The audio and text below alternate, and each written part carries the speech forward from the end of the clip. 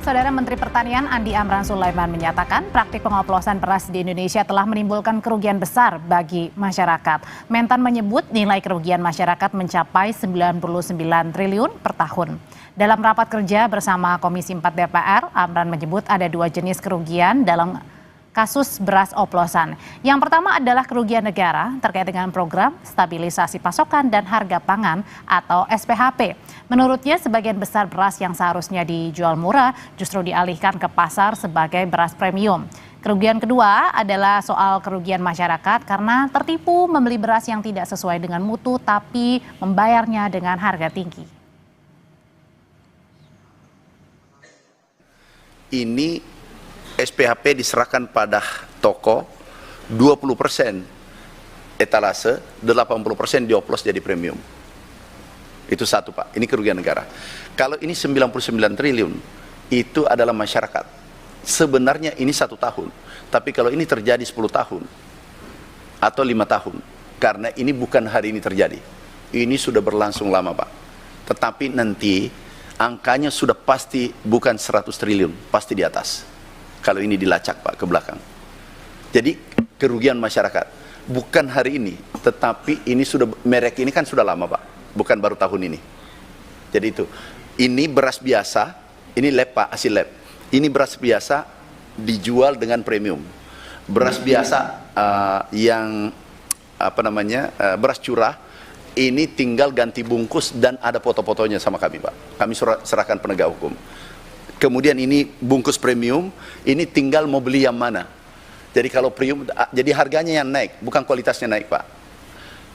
Ibaratkan gampangannya gini Pak, emas 24 karat, sebenarnya ini 18 karat, tapi dijual 24 karat semua Pak. Soal beras oplosan, Ketua Komisi 4 DPR, Titi Soeharto sempat menyinggung nama Menteri Koordinator Bidang Pangan Zulkifli Hasan. Titi meminta Zulkifli ikut turun tangan menangani permasalahan beras oplosan. Titi saudara menegaskan kasus beras oplosan diusut tuntas, semua pihak yang terlibat ditindak tegas. Pemerintah perlu menarik beras oplosan yang beredar di masyarakat. Menurut Titi, saat ini dibutuhkan koordinasi antar instansi agar segala informasi tidak membuat masyarakat jadi bingung. Titi meminta Menko Bidang Pangan Zulhas ikut turun tangan dan tidak diam.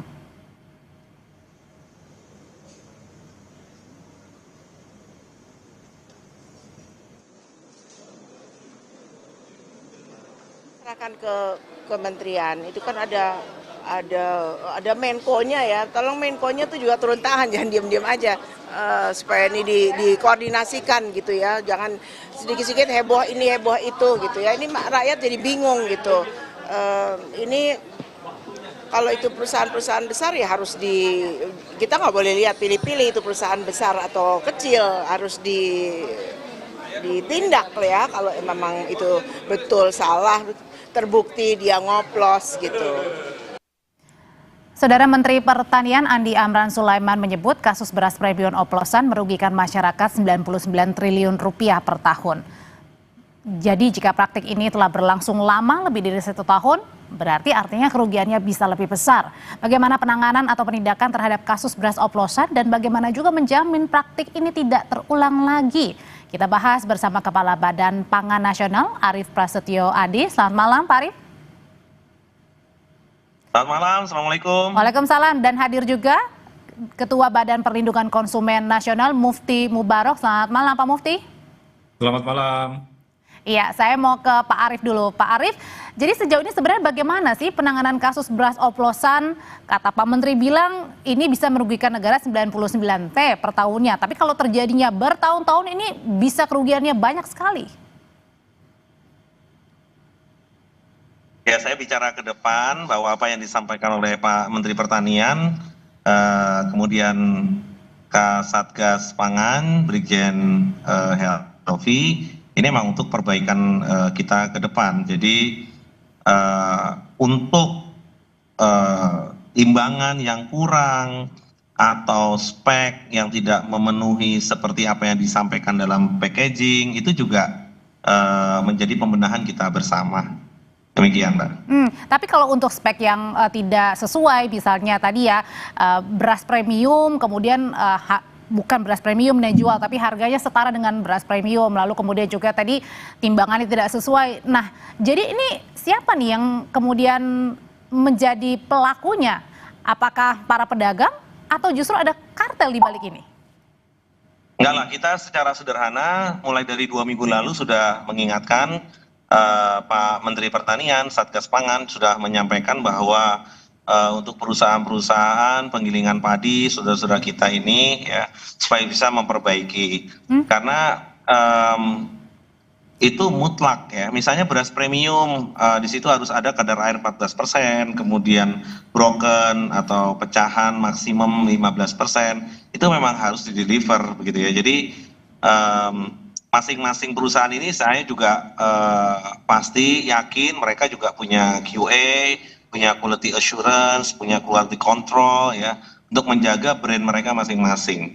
Adapun dalam misalnya pelaksanaannya harus diperbaiki secara tegas kalau kurang timbangan atau brokernya melebihi dari apa yang disampaikan, maksudnya dalam packaging ya itu memang harus diperbaiki. Demikian. Diperbaiki atau ditindak tegas nih seharusnya, Pak?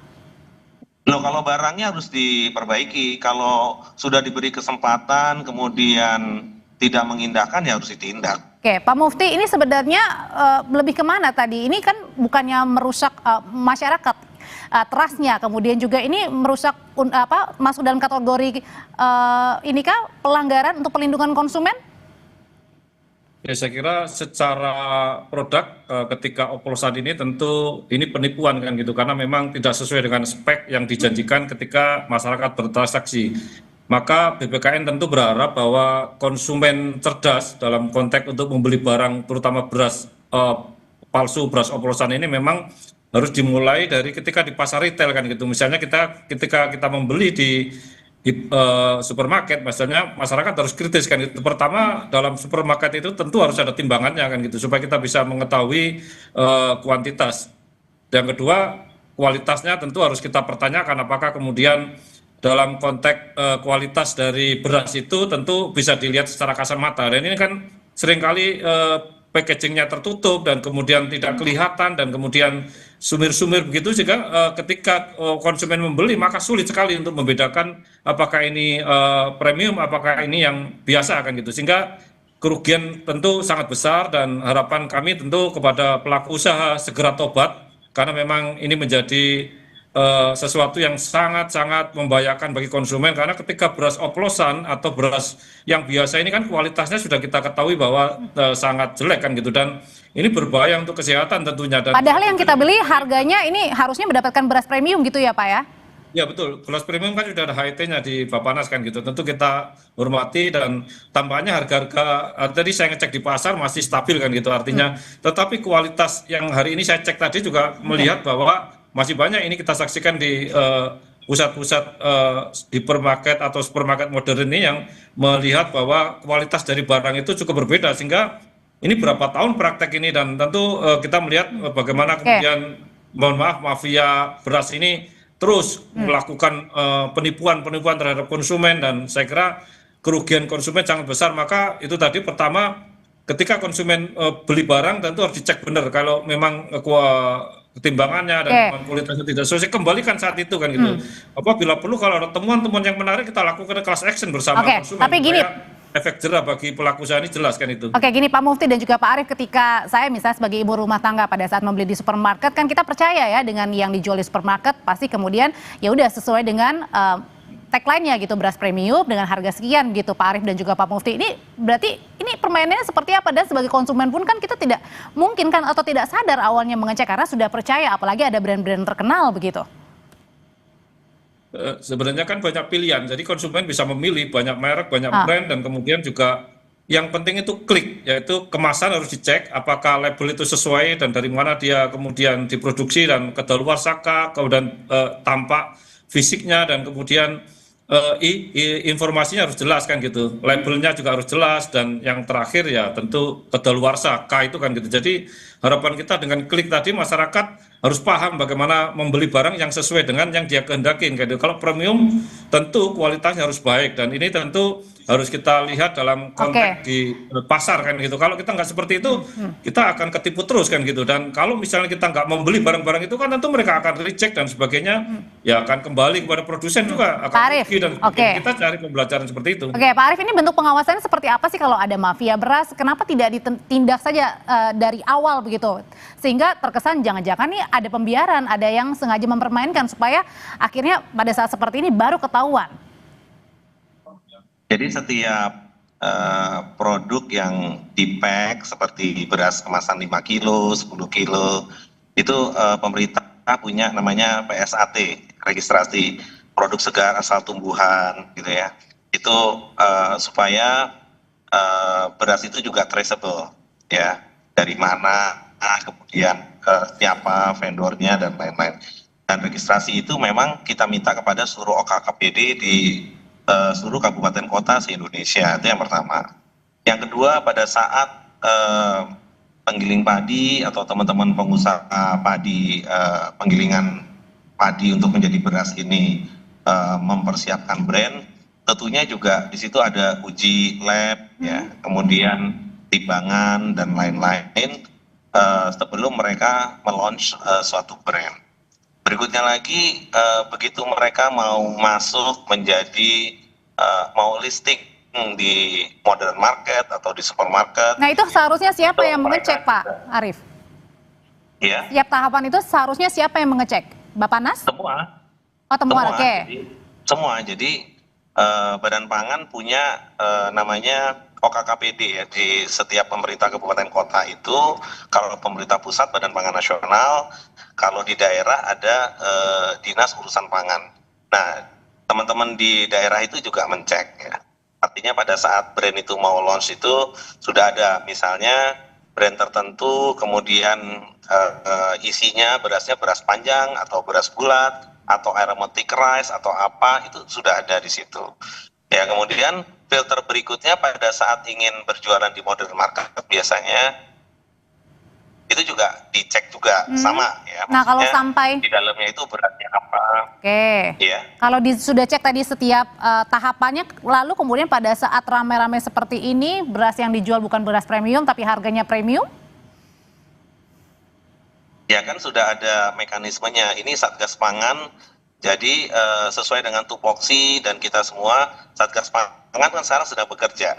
Ya, artinya pembuktiannya kan di laboratorium. Bahwa beras ini apakah premium, apakah medium, kemudian beratnya berapa juga. Timbangan itu kalau di supermarket atau di pabrik itu juga kan harus ditera, ada aturannya minimum 1 tahun 1 kali ya.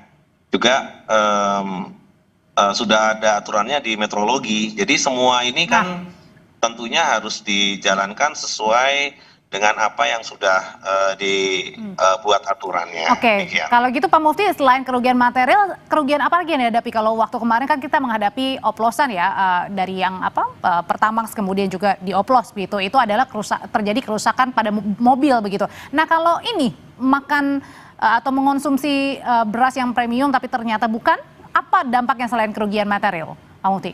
Yang secara material tentu dari sisi harga kan gitu, dari sisi kemudian transaksi yang memang akan harapan kita ke premium, ternyata ini tidak premium kan gitu. Yang kedua, kesehatan ini cukup banyak dari imaterial, artinya bahwa banyak penyakit-penyakit yang saya kira juga timbul dari efek dari makanan dari beras ini ketika dia konsumsi kan gitu, karena kita saksikan bahwa ketika tidak sesuai dengan standar, maka tentu banyak efek-efek turunan dari kesehatan kan gitu. Misalnya banyak disinyalir bahwa kemudian timbul efek-efek untuk diabetes, kemudian untuk turunan-turunan anak-anak dan sebagainya. Jadi secara imaterial tentu banyak sekali efek dari situ, dan ini tentu kita nanti coba dengan komunitas konsumen cerdas untuk bisa bicara dalam konteks bagaimana kita melakukan pembelaan terhadap produk-produk seperti ini. Jadi di hilirnya tentu kita bicarakan, di hulunya tentu banyaknya satgas, banyaknya kementerian yang pangan ini banyak sekali untuk apa fungsinya gitu, kalau tidak bisa ngawasi hulunya.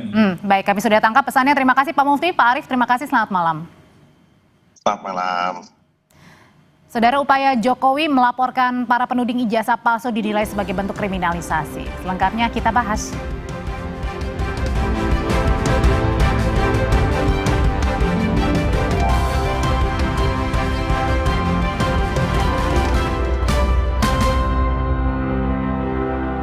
Viva, hadiah